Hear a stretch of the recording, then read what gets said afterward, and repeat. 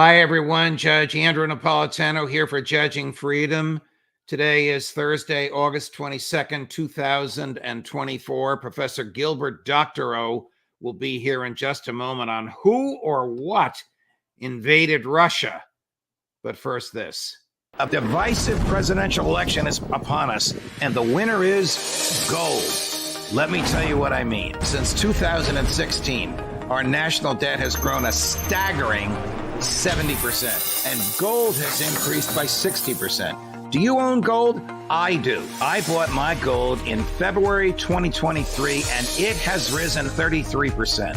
You've heard me talk about Lear Capital, the company I trust. Let me tell you why. Recently, Kevin DeMerit, who is the founder and CEO of Lear, assisted the FBI in discovering a nationwide gold theft ring. And because of Kevin's good work, the FBI caught these people before they could steal anymore. That's why I have been saying the people at Lear are good people. They believe in America. They believe in their product, and they're honest to the core. So take action right now, my friends. Call 800-511-4620 or go to LearJudgeNap.com. Protect your savings and retirement before it's too late. 800-511-4620, LearJudgeNap.com. Remember, hope is not a strategy, but gold is. Professor Doctorow, my dear friend, welcome back to the show. Who or what invaded Russia at Kursk? I think I understand your question to be, is it Ukrainians alone? Is it, as the Russians are saying, a NATO invasion of their country? And yes, it's a very and just to add a third part to that question for your very smart brain, was the United States behind it? That is also subject of conjecture. I think there is a significant feeling among expert commentators that the lead has been taken by the United Kingdom. And so although the United States would be in the background, I think in the foreground you have UK. And the new Labour government has been particularly active to demonstrate its key leadership position in the global West. They're not just acting as lapdogs following what the United States tells them to do. They're running well ahead of what the United States would do by itself. And there may be a conflict in the background between the British and the Americans, because this latest move, which I understand also from Russian analysis, who also point a finger at the United Kingdom, that the possible blowback in terms of the United States is very real. The Russians consider this an invasion, and that has changed the nature of the war. The psychology within Russia has changed by that fact. It's not simply that we're fighting on a new 160-kilometer line of confrontation with the Ukrainians, but we're fighting it on our own territory. And Russia has been, as the major media have said, and has not experienced a foreign invasion of its territory since World War II. So this is a new situation. The proxy war is a very thin fig leaf for the presence of NATO advisors, both in the background by remote control of operations in Kursk, and on the ground in terms of advisors and trainers and technicians who are operating some of the more sophisticated equipment. All of these different facets of the Kursk operation change the nature of the war as seen from Moscow. What actually happened? I mean, can you describe what took place? Do we know how many Western troops entered the country, and how did they get there? I mean, stated differently, was this a Ukrainian invasion or a Russian failure? That's very difficult to answer. Of course, there are open questions why the Russians didn't see this coming, or I think, let's refine that a little bit. I understand that the Russian military intelligence did see this coming.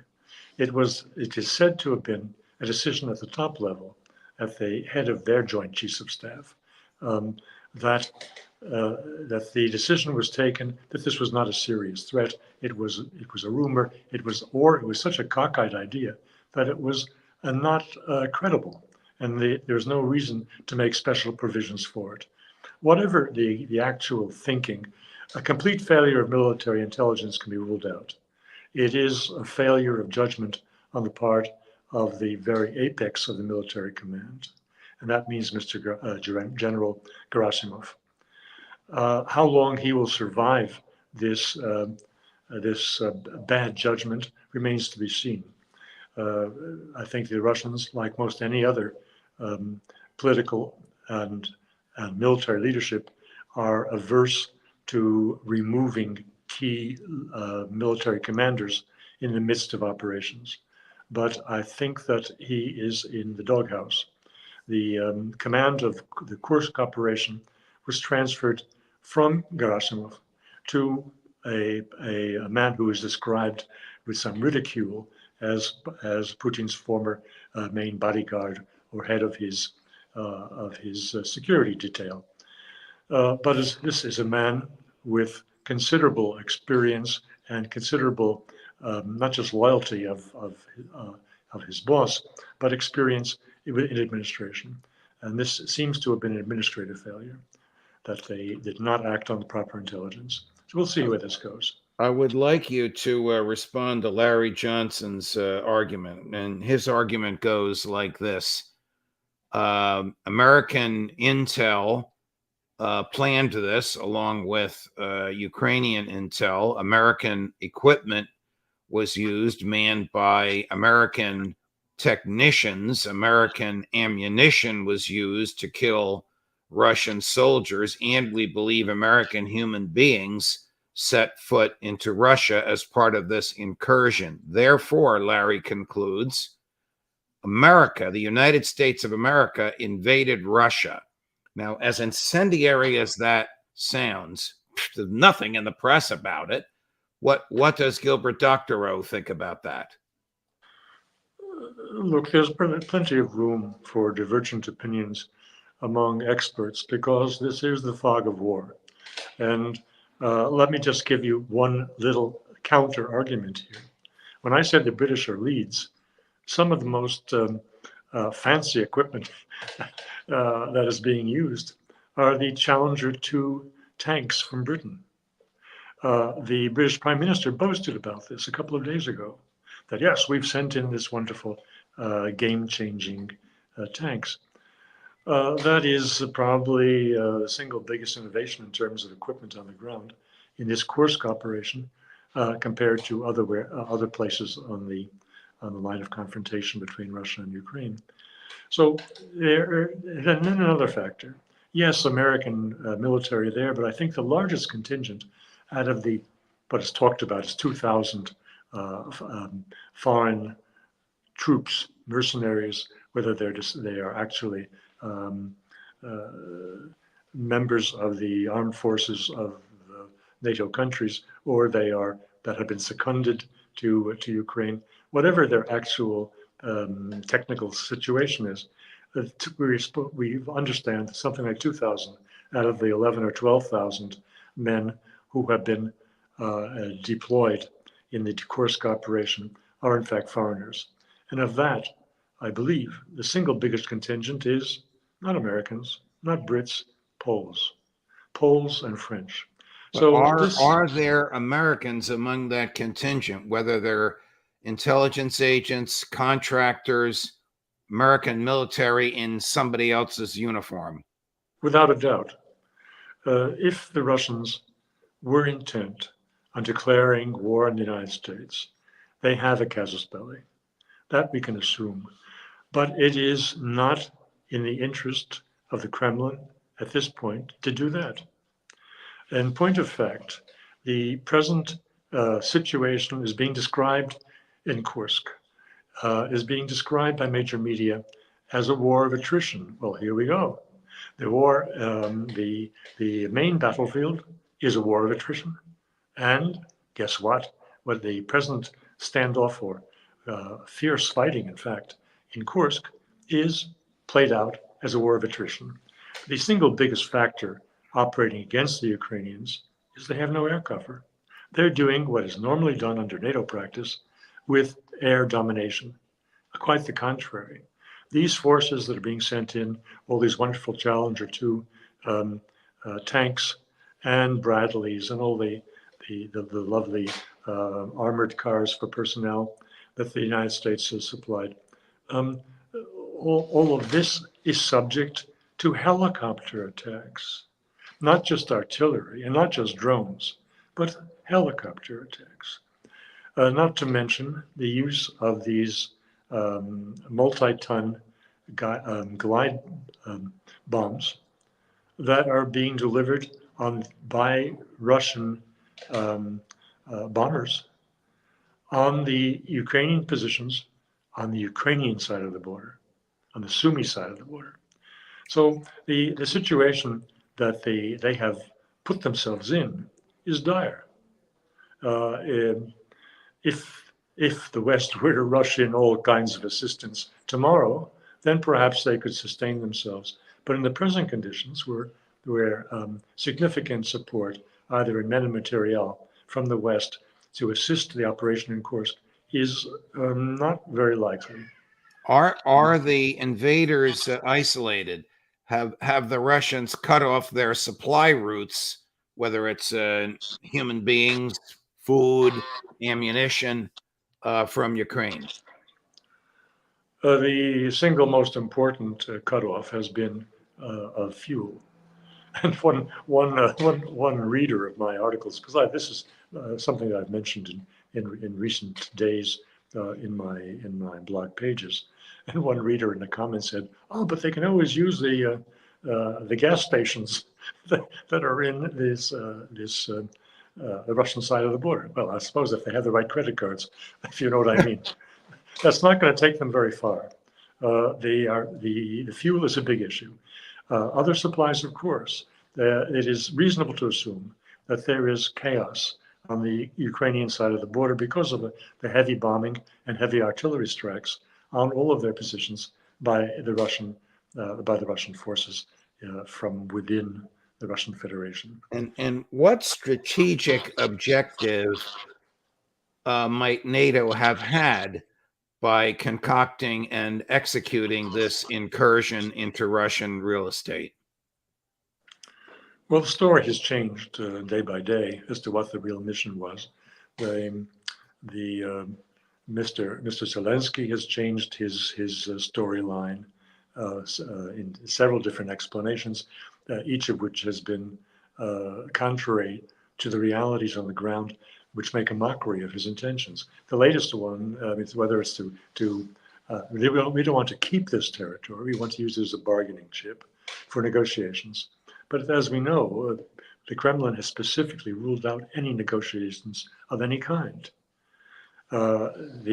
because it considers this latest operation by what they call the neo-Nazi regime in Kiev to have crossed the final red line, and to make this regime a party that they do not want to deal with. They want to see the regime change in Kiev before they open discussion with anybody. How has this, if at all, affected the western movement towards the west of the main Russian military approaching the Dnieper River? Well, there's some distance from the Dnieper River, at least in the area in the north.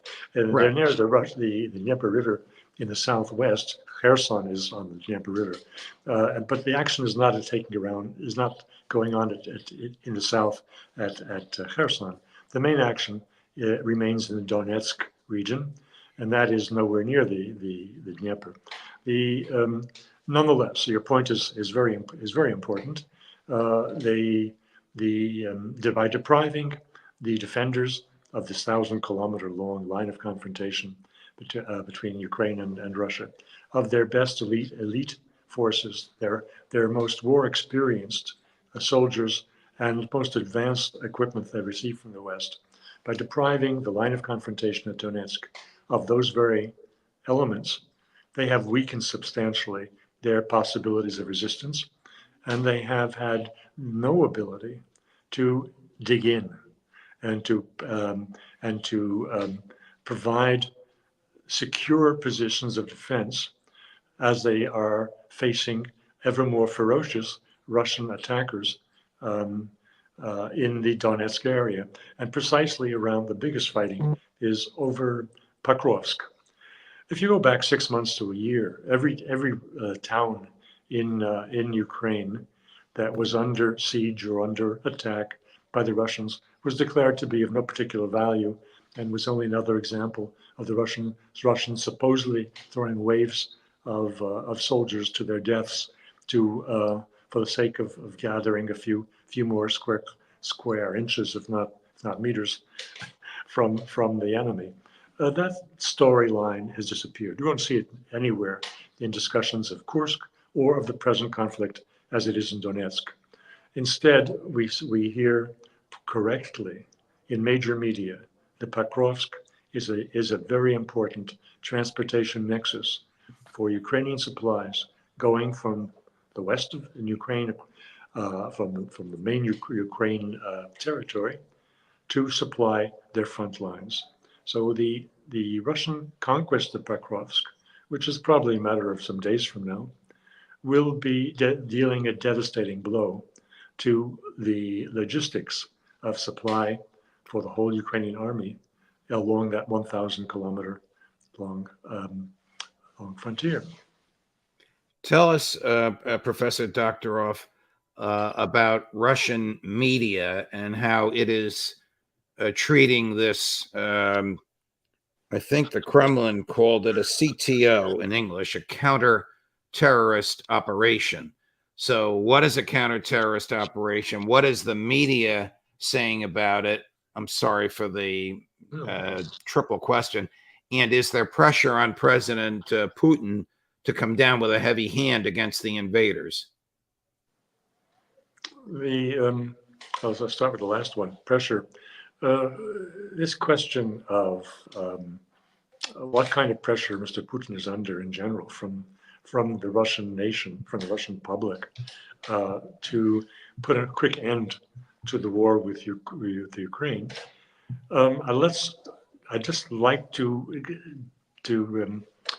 dissect that. I think we're talking about the chattering classes.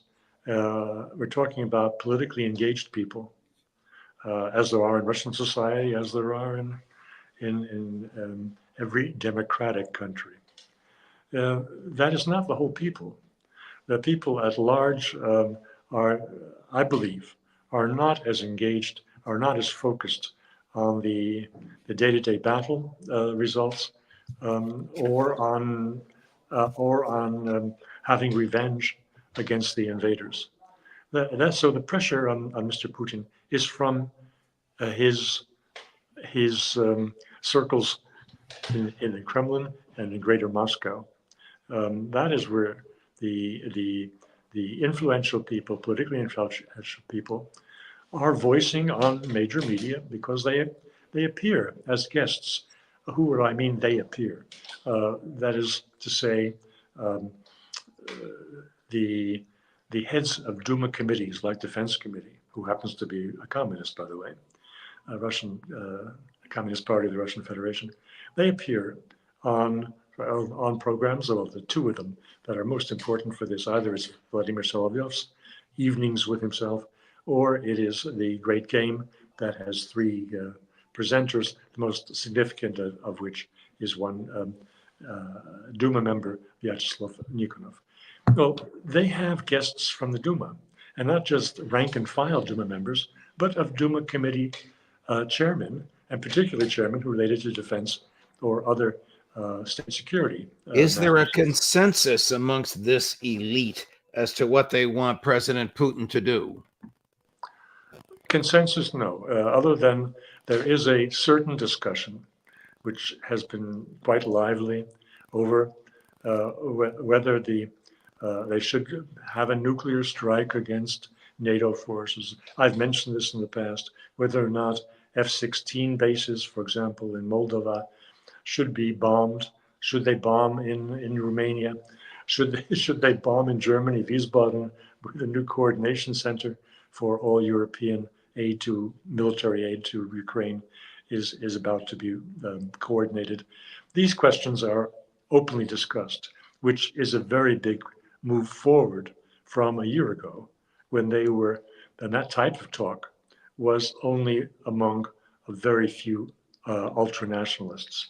Now it is common currency among the more level-headed but strategically thinking Russian expert elites and politicians in the Duma. Whether or not this exerts a certain pressure on Mr. Putin that he cannot resist, whether it in fact goes contrary to his gradualist approach or softly approach, it's too early to say. But I reserve one point, and I take a stand a bit